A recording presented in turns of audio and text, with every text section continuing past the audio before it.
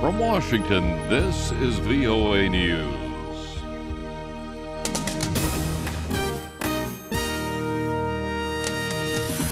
Coming up, the latest on the Ukraine crisis. Rival Palestinian groups announce a unity deal.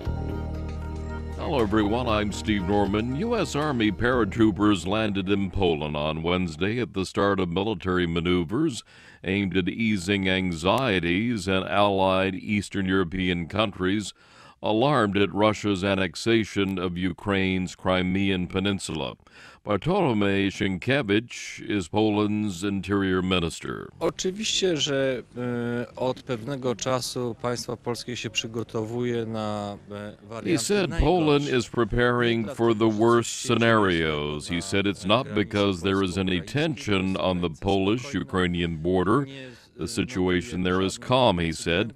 Nevertheless, we have to check the readiness of the Polish state for scenarios worse than they are now.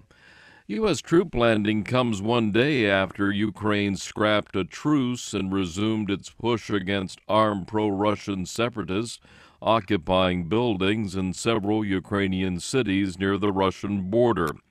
Moscow responded to the move with a warning that it will retaliate if the interests of Russian-speaking citizens in the region come under attack. Ukraine's decision to resume what it calls anti-terrorist operations came after the discovery of two bodies near the rebel-controlled city of Sloviansk. Kosovo's lawmakers have approved a motion for a European Union-backed special court to try ethnic Albanians accused of committing war crimes during the 1998-99 War of Independence from Syria. This follows years of pressure from the European Union and United States to investigate allegations of killings of civilians by ethnic Albanian rebels. Hundreds of ethnic Serb civilians were allegedly killed so that their organs could be harvested and sold on the black market. Prime Minister Hashim Thaçi, the wartime leader of the rebels, has rejected the allegations. About 10,000 people died during the war, many of them ethnic Albanians.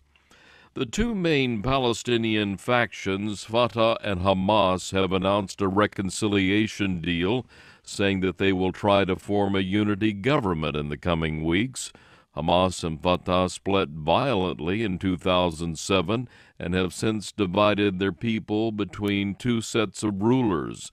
It remains unclear how this plan would succeed, where past attempts have repeatedly failed. It also adds new complications to the U.S. efforts to broker a peace deal between the Israelis and Palestinians. Both the U.S. and Israel condemned the agreement. Afghanistan's election commission has delayed releasing preliminary results from the country's April 5th presidential election. Election officials say the extra time is necessary to ensure that possible irregularities are thoroughly investigated. Some 7 million ballots were cast on Election Day.